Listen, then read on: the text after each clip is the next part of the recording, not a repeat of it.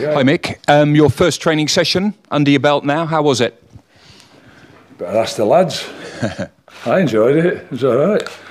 It was, it's just getting them going this morning. There's generally they're on the second day of recovery on Monday morning now. Players have just played lots of games, so it really was just getting them outside and me start doing something as well. But it was fine, it was good, I enjoyed it. You met up last night with most of them. Have you sort of had a sit-down meeting of where you want them to go, what you want to do yet, or is that for later? It's later, really, because we've still got, we're not in, Shane Duffy didn't get in, Conor Hourahan didn't get in. There's 5 of them missing. There's no point sitting down speaking to some of them when the rest of them aren't here, so not really, not yet, no. It should all be in this evening, hopefully. Shane Duffy's had a remarkable weekend, hasn't he, through to the semi-finals of the FA Cup and Ireland Player of the Year as well. Yeah, I mean, wow. I can't imagine at 90 minutes he thought he was going to be in the semi-final of the FA Cup, that's for sure. But it's great for him, and I think he deserved the award. He played well last season, certainly. We saw Seamus Coleman by the side of the pitch. Is he okay? He's fine. He just trained. I was just saying, we're coming to 8 games left in the Championship. They're right at the last knockings of it. In the Premier League, they've played all the games, so he was never going to train the day after playing. And equally, the lads who played on Saturday, you know, they're only doing minimal today. We just want them right for Saturday, for this Saturday. It's not really what bothered what they did today. That's why some of them sat out. And will Seamus be your captain on Saturday? If he plays. Do you have your team in your head at the moment who you'd like to select? I'd like to have them all in first and see them, but yeah, pretty much. I've got a good idea. But until they've all been out on the grass, all trained, Richard Keogh's he'll have a cast on his hand, so it's not really possible yet to see. Conor should be coming in. Of course, his wife's had a baby, so I'm hoping he'll be in tonight, Conor Hourahan. So until I get them all out, I won't really know. But I've got an idea, of course. Thank you. Mick, how are you? I'm very well. Yourself? Good, thanks. Just to clarify, so just in terms of injury updates, is no one who's a slight doubt for this game at the weekend, or is there anyone that's kind of question mark over? No, shouldn't be. Not the lads who are in, no. I say Richard Keogh's got his hand in a cast. They will have it, but that'll be, I'm sure it'll be passed by the authorities so he can play. It'll be something he can play in.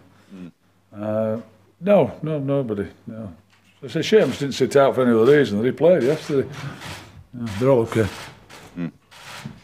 Your campaign starts off the back of a pretty bad year for Irish football last year, 1 win and 9, I think. Well, what needs to change, do you think, to avoid a run like that this time?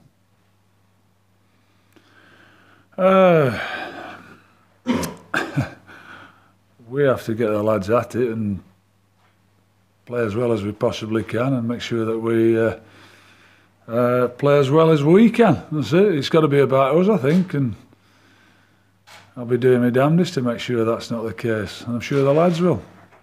They're all coming. They're all proud of being in here and wanting to do well, and I doubt they'll be happy with that record. I didn't know that record. I didn't look back on what's gone on.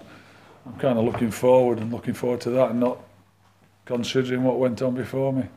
Are you concerned at all by that record, or is it something now you just want to move on with? Or I'm not concerned at all. It's. I'm hoping I can change that. That's what I'm going to do here myself. TC, Robbie and the lads can change it and make sure that record's better. You're not concerned that there might be a carryover of negativity from that campaign? Do you know something? I never even considered it. So it's only yourself who's mentioning the negativity. I mean, I never thought about it at all. It's got nothing to that's got nothing to do with me. What happened before. It's up to me to get positive results and have people smiling again. Let's hope I can do that. But what went on before me is not my problem and not my responsibility, and nothing to do. It's my responsibility to change that. Cheers, Mick. Thank you. Mick, I suppose you've been a big legend figure in Irish football. You got Ireland to a World Cup and achieved some great things. Are some of the players that you've got in the squad now, do you think they kind of maybe react to that, that you get a good response because of that? I'd like to think I get a good response from people because I've had nearly 1,000 games as a manager and as a coach, and how I guess interact with the players, and hopefully I get the respect because of that. Because not because of what I've done here. Last time I was here was 17 years ago, so but I would think some of them might remember me playing. I don't know. Or managing even, they might playing. None of them remember me. They might have seen it. I don't know. Obviously, Gibraltar are going to be regarded as minnows in this particular group, Mick. Does that change the approach for your game plan, your team selection, or is this like just ideal preparation for everything that's going to come afterwards? I don't know. I understand you have to give every international team respect and that kind of thing, but absolutely, we do. It would be remiss of me if I didn't. Never ever done it at any level that I've played at. Treated somebody with disrespect, and I certainly won't be doing it on Saturday. So, well, we go back to the last question about a record that's not being good. We can only change that by winning games, and that means playing the best team, playing as well as we possibly can, and making sure we get the points. How big a player do you think David McGoldrick could be for this Irish team? I know he's gone through a bit of a dry patch of late with his club. He scored against Brentford, but I think he had 9 games without a goal before that. So, but do you think he could be a big figurehead in this team, in your team? Yeah, David's a very good player, very good technical player. He's not had the best of times, I don't think, here. I think he was slightly blighted by injury because he had a few hamstring problems and he missed a few camps. He's had a good season this year, and to be fair to Chris, I think he rotates his strikers except Billy Sharp because he's been the best of them. He's had a really good season, so hopefully we'll see the best of him as well with Ireland. I could just ask you as well about Shane Duffy. You know, we've seen with Brighton he can be pretty potent with set pieces. Is that something you think you could use as well with regards to qualifiers? Of course, yes. He's a real threat from free kicks and from corners, and why wouldn't we? You know, because I look at an England team that was much lauded in the World Cup, and they pretty much got through to the semi-finals on free kicks and corners. And it's important, both one to score from and the other one to defend them. So yes, we would think that. Hi Mick, you've been at plenty of League of Ireland games since you've come into the job, and Jack Byrne's obviously been called into the squad. Have you maybe more confidence in League of Ireland players being able to step up into your squad than maybe before? Well, before was 17 years ago, and it was pretty much semi-pro or amateur, I think, not full-time as they are now. I go and look at the players. I go and watch the games, and I saw him. He was outstanding there the other night.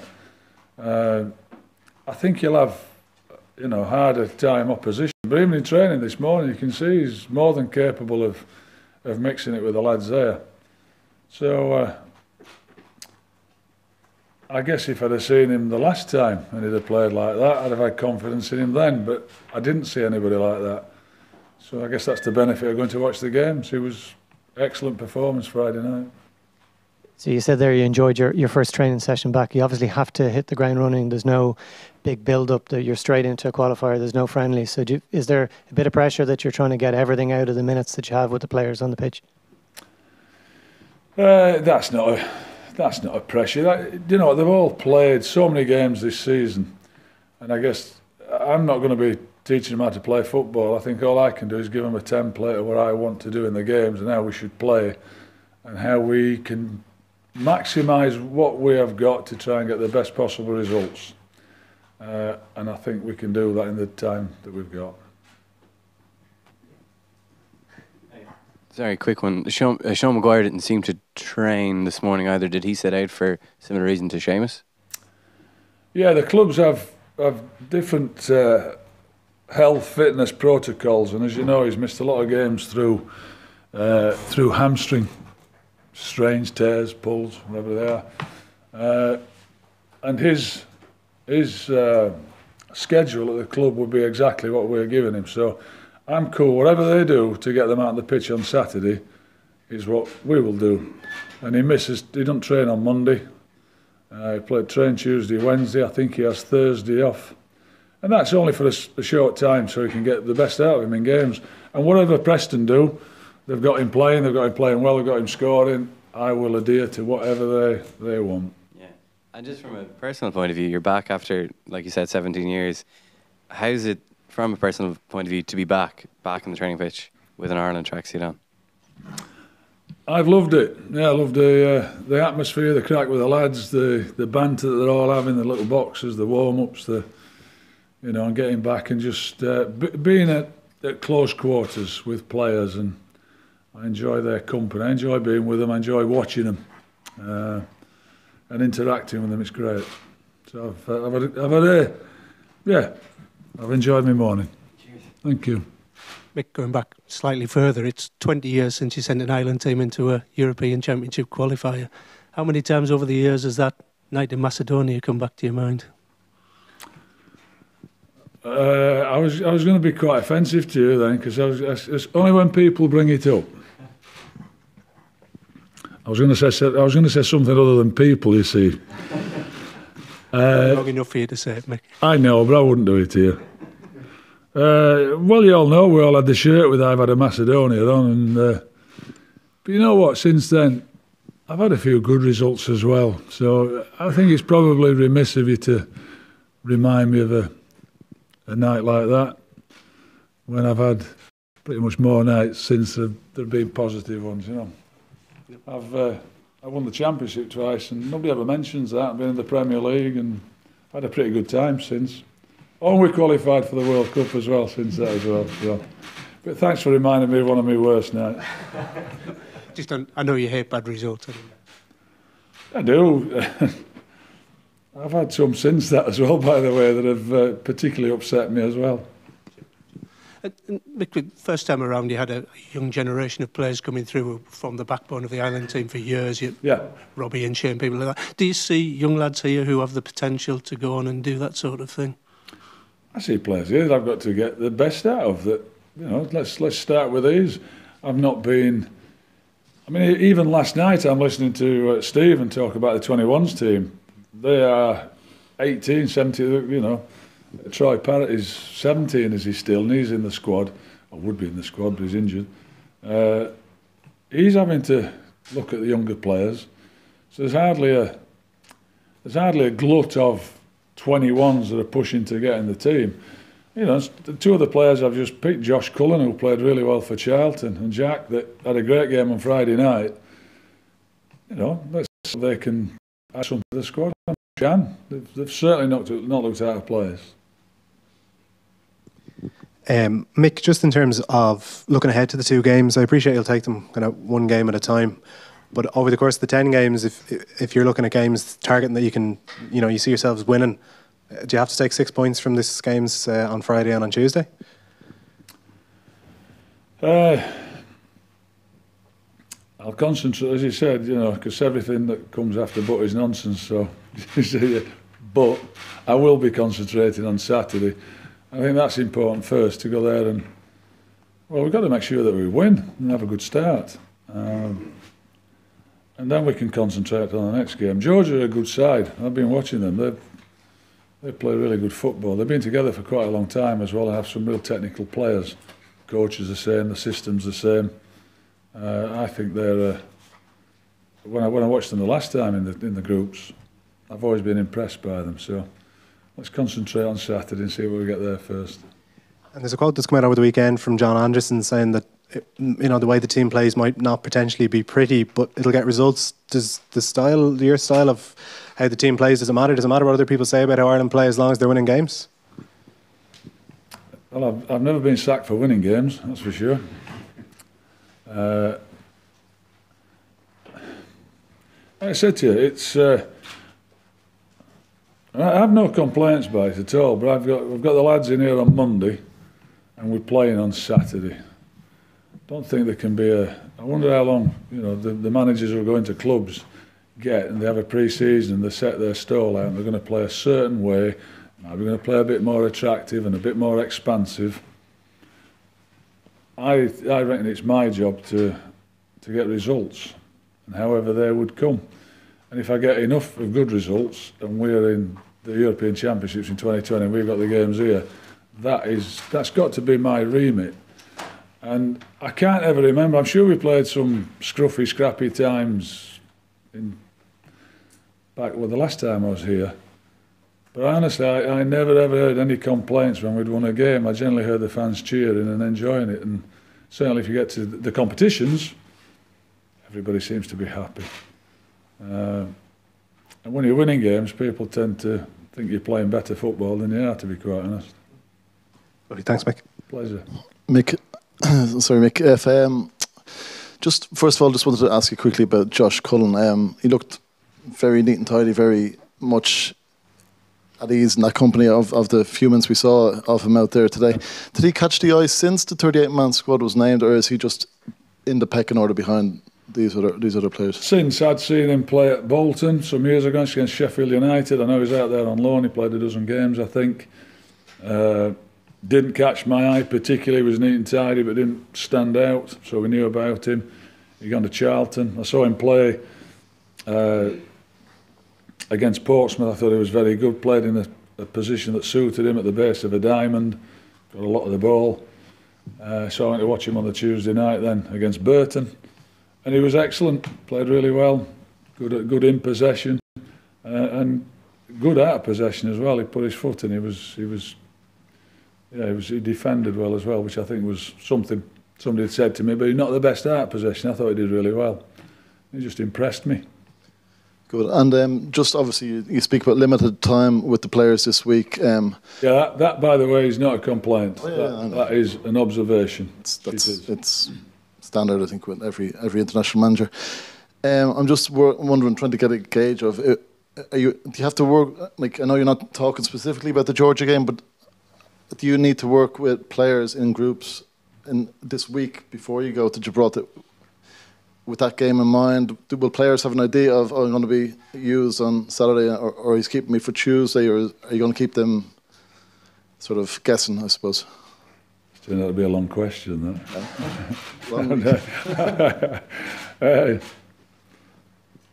I get the question. There's certainly two different teams that we'll be playing against, in the way they play, and maybe at the standard that they are. But the first one is for us to concentrate on Gibraltar, as I said, because they will be making it as difficult as they possibly can for us. I can imagine how they're preparing, and if everybody's telling them, as it appears to me to be in here, that they're supposedly the underdog, it's a great tag to have that at times when you've got the supposedly superior team coming to play you. They'll be ready and waiting. So it's important that we concentrate on that. And all the players that I've got have all played, I guess, different systems. If I wanted to change the way we played against Georgia, as opposed to playing differently against Gibraltar. So I've no worries about that at all. They're all deep into a season. But I take your point. It's two different games, but we've got to take care of Gibraltar first. Just as a general rule, if what we can expect, are you more inclined to name your team as late as possible, or will we have an idea of it before, a few hours before, a day before? You won't have it the day before, no. Unless somebody tells you it. It won't be me. No, you get it on the day of the game. I mean, that's normally what we do, even at league level. It's an hour before kick-off, the team goes in. Just as the players, I suppose, I was gauging, will they know more in advance of a couple of hours, or will they, how do you go about that? They'll know the team, yeah, pretty early. Just a quick one, Mick. A couple of the big players in the squad, like the big names who would have been first choices under the previous management, who maybe not getting into their clubs teams at the moment. You know, does that hamper their chance of getting selected by you in your first team, or like do you judge them by that past reputation? You know, and if they're doing it maybe on the training pitch, you're happy with what you see, that might give them a hand in getting into the team? You know, if they're not playing at all, it makes it pretty difficult. You know, I've got James McCarthy who's training and he's been on the bench at Everton. He's not played a minute for a long time, so that obviously hampered his chances of being in the squad. If they're not playing at all, then it does make it difficult. But you know, certain players come, I guess, with a I don't know, a reputation playing with Ireland. It might be good, bad, or indifferent. I'll judge it on what I've seen this year and how they're playing and how they're playing for the clubs, of course. All good. Yeah. Thank you. Thank you. There we go. See you guys. Ta-ra.